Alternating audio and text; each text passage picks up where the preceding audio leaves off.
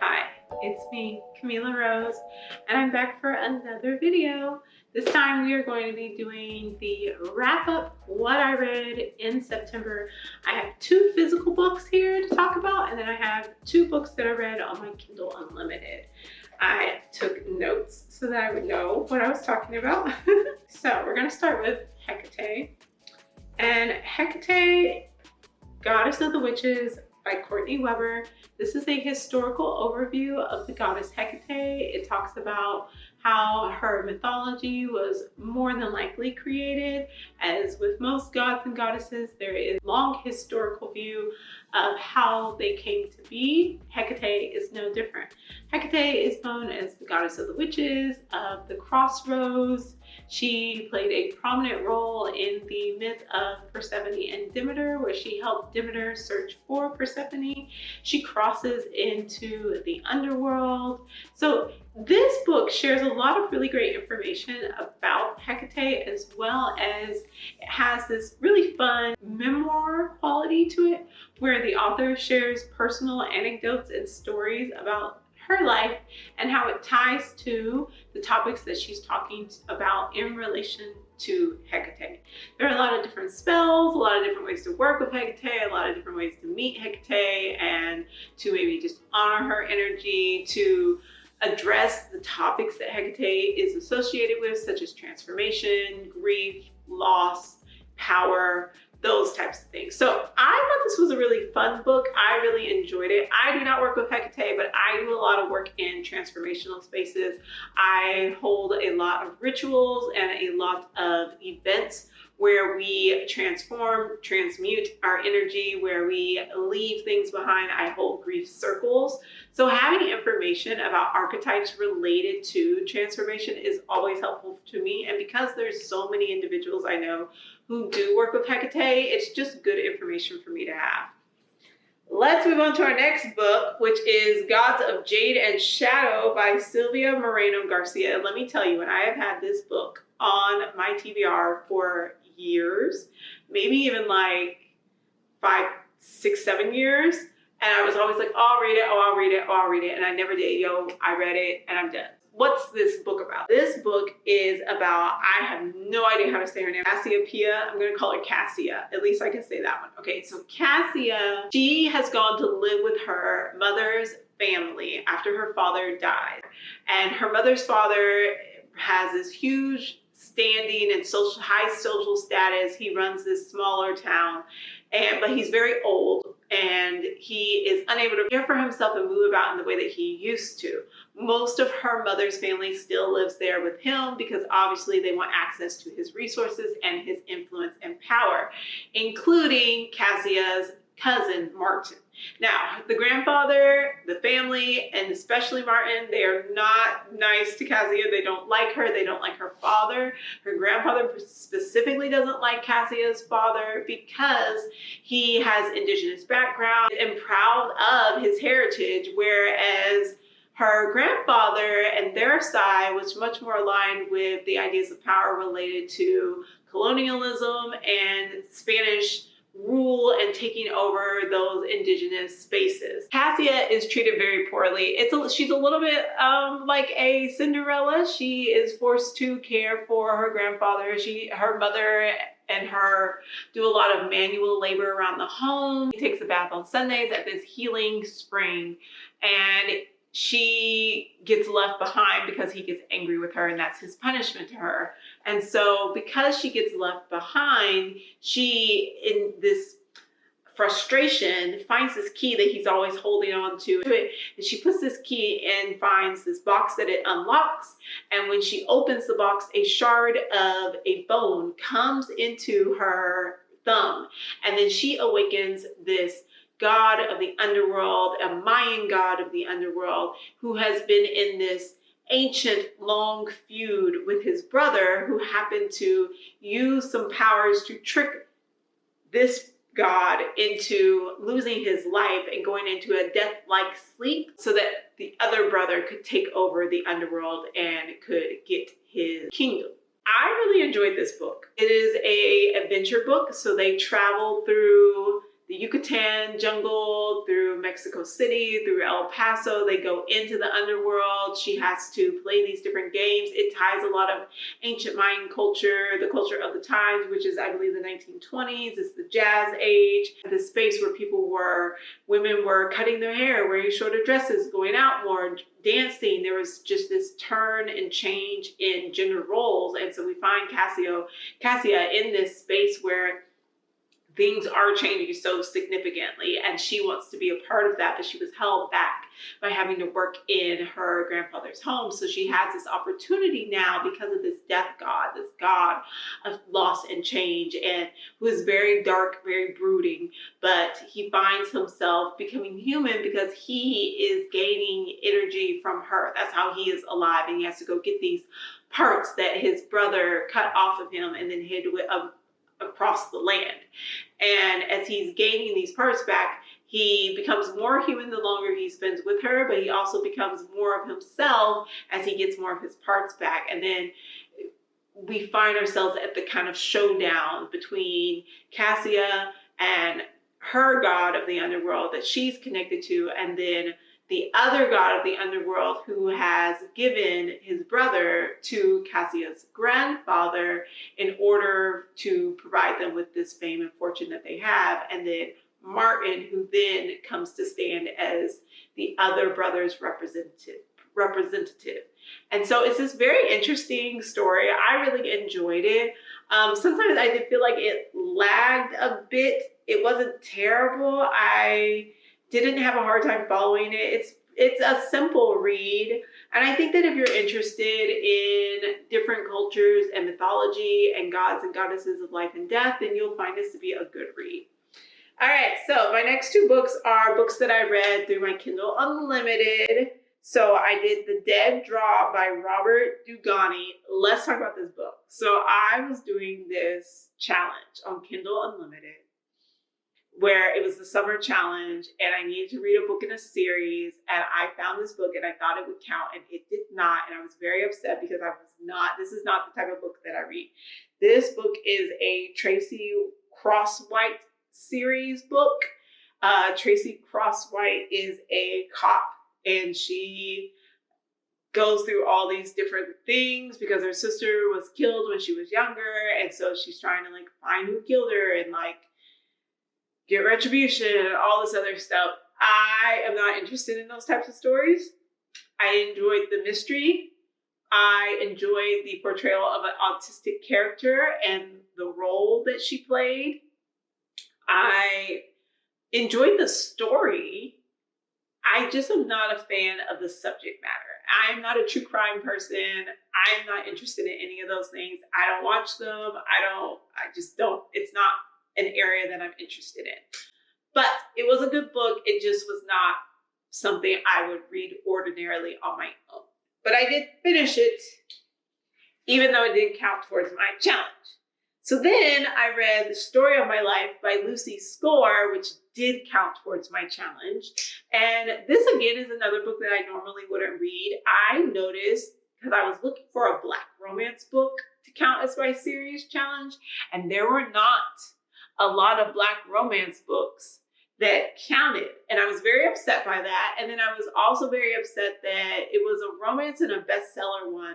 I think I was able to read one of the bestsellers and it was fine, but for the series, there were not a lot by Black authors. And I was really upset by that, or with Black main characters. So I was just like, what's the deal? But I should have at least had an option to choose for the series. They just did not have a lot of Kindle Unlimited options, even though I know, because I read them all the time, that there are tons of romance and series by Black authors featuring Black main characters who could have been included in this list. So that is my little note for Kindle Unlimited, is to increase your diversity in who you include in your list of just series that people could read for your challenges. I read Story of My Life by Lucy Score and I really liked it. So although I have that, critique about the challenge, I really enjoyed the book. This book is about Hazel Hart, who is a best-selling author, but she is down in the dumps, y'all. She is going through it. She is on the struggle train. She has gotten divorced. She is unable to write. She is about to get her agent, who is her best friend, fired because she's unable to write. She does not engage with her fans anymore. She is basically like in hermit mode, isolating, ordering food into her New York apartment, barely going outside, not writing, not cleaning up in her apartment. Like it's just downhill. And she is not turning in her required pages. They're looking for words. She needs a manuscript. She's supposed to be turning in her work. They have given her book advances for books that she hasn't written. And so she's supposed to be writing. And so she misses one of the deadlines. She starts to miss another one. Her best friend is like, yo, I'm trying to help you, but you have got to get back out here because they might drop you. Even though you have this best-selling series, if you're not turning out what they're looking for and not communicating about why you're not turning your books or your words in your books and pages for the deadlines, they will drop you. And so she's like, no, they couldn't possibly. I make them too much money. I do too well, this, that, and the other. And then she starts to slowly like eke her way back out there, realizes she's lost a lot of momentum online and with her fans. She's not hip with all the modern trends, with the tropes. And it's very kind of like a meta-analysis of the current world of writing romance, because she comes back in and it's like what romance is like now. The tropes and the, forced proximity and the lovers to, or hate, what is it? Not haters to lover, enemies to lovers and things like that. So this is what the writing world is like for now, but she's been out of the game so long, she's just totally out of her depth. And so she goes to an event, like 2 people come by to sign her books, but these other people have just like lines of fans coming in and signing their books and everything like that. And so then the crux is she gets a eviction notice served to her because she was supposed to have a year to move out of the apartment that she lost in the divorce, because she was so depressed because this was supposed to be her one and her happy ending like she wrote about in her books, that she didn't really fight back in the divorce, even though her mother has gotten divorced several times and is living very well and is currently getting married again and has like fantastic divorce lawyers. So she's having a breakdown. She's like, where am I going to live? I have like a week to get out. What am I going to do? So she goes online and she finds this random house that has this cute story attached to it, where it was this older lady who I believe was a lesbian, and this team of brothers who work in this construction company, and they go and they fix the house for the older woman and they save it so that she doesn't have to lose her home. And then it's this beautiful, heartwarming story. And she's like, that's what I need in my life. Turns out that same house is for sale. Late at night, in the middle of the night, she goes on the auction site and she buys the house, and she tells her bestie, pack up, girl, because we're out of here. Because guess what? The bestie has gotten fired because she is not writing books. So the bestie has nothing to stick around for. She's like, but I'm going to get you a new book deal. Don't you worry about it. We're going to get you back in the game. I'm going to get back in the game. So they rent a car because they're in New York, and it's like Sex in the City when Carrie rents a car to drive up to, I believe, Martha's Vineyard. And she's like, I don't really know how to drive, but I know how to drive. And they drive out to this home that Hazel bought. Let me go and live in this house that I bought so that I can get this real life experience of what it is like for the women that I write in my stories and these main characters who have to go and reinvent themselves and relive their lives. So she's going to live out her main character's stories in real life. She gets there, it's a disaster. And then, of course, she runs into the team of brothers, and then we meet the male main character, who is Campbell Bishop, who is the oldest. He is fun. I do enjoy him. He does have a lot of that like stoic, cold, poor communicator, avoidant characteristics. But I think I really enjoyed the way that the author wrote Hazel Hart, because Hazel wasn't here for any of it. She was like, I write your character. I'm not playing this game with you. This is what we're doing. You can go ahead and just skip all of that avoidant stuff that you want to do and playing these games and being worried about me getting super attached to you, because I'm not trying to do that. I'm just trying to get my groove back so that I can write these stories so that I can make some money and not be broke and poor and like come out on top.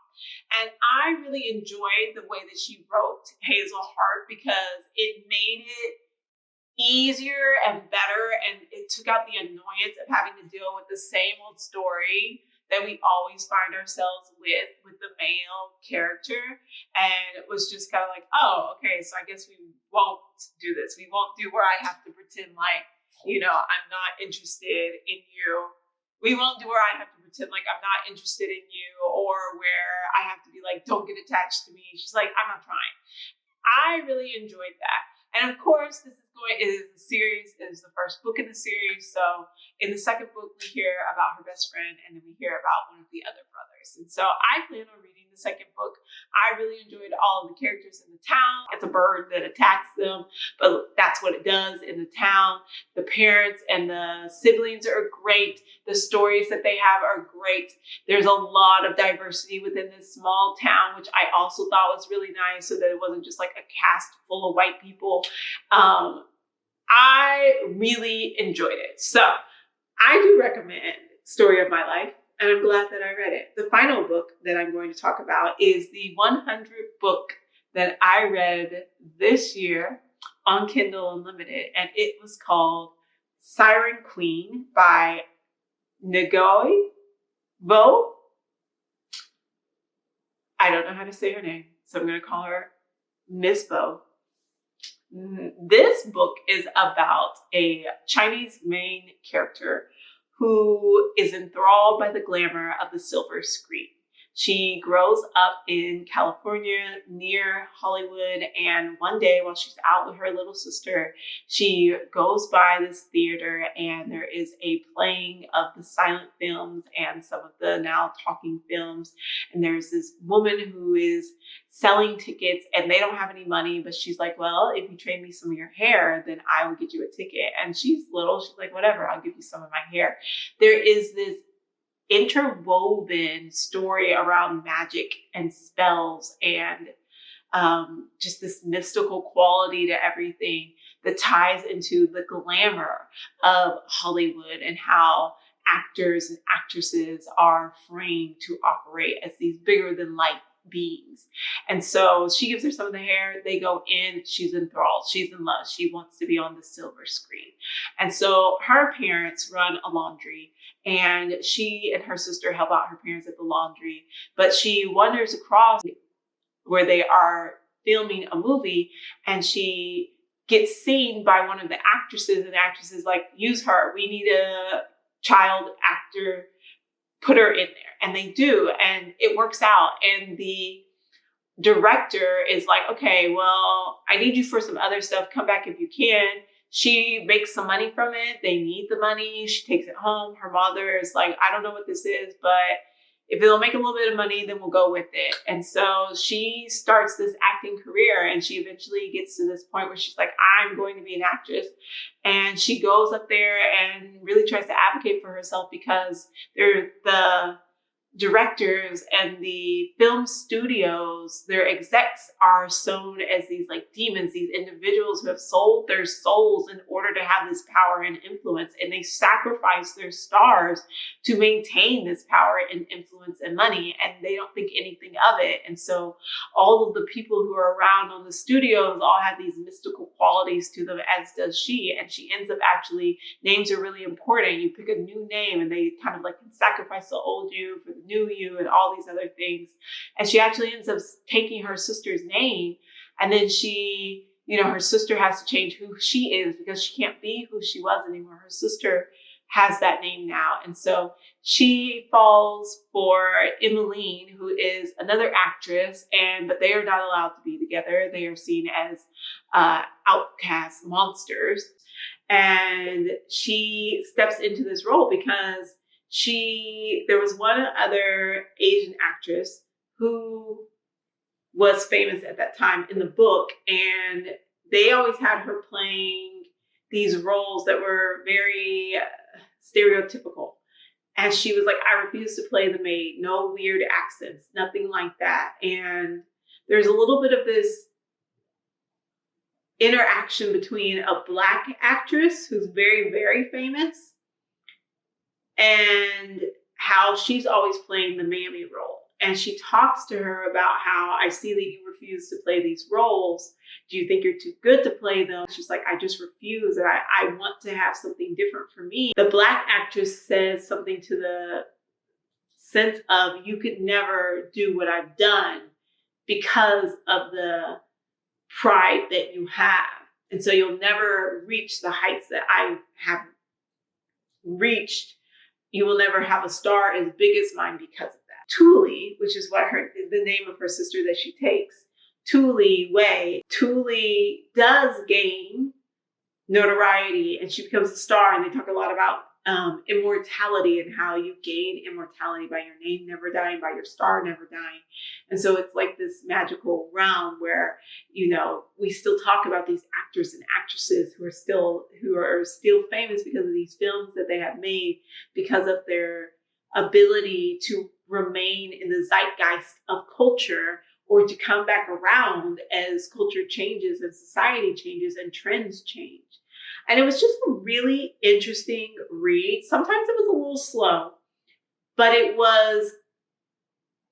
moved at a good pace. I think that people could perhaps get lost in the analogies made between magic and Hollywood, and like how that played out with the actors and actresses. And she becomes famous as a monster. She plays this mermaid in this story. I loved just the representation.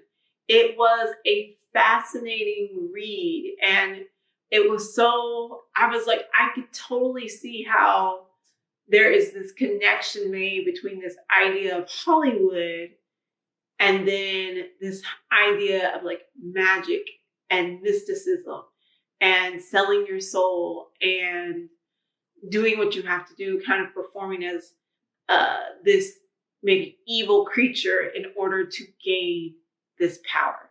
I really enjoyed it. My 100 read, totally worth it. So I'm going to read some new books. It's October 1st. I'm going to read some new books. New books are available on Kindle Unlimited.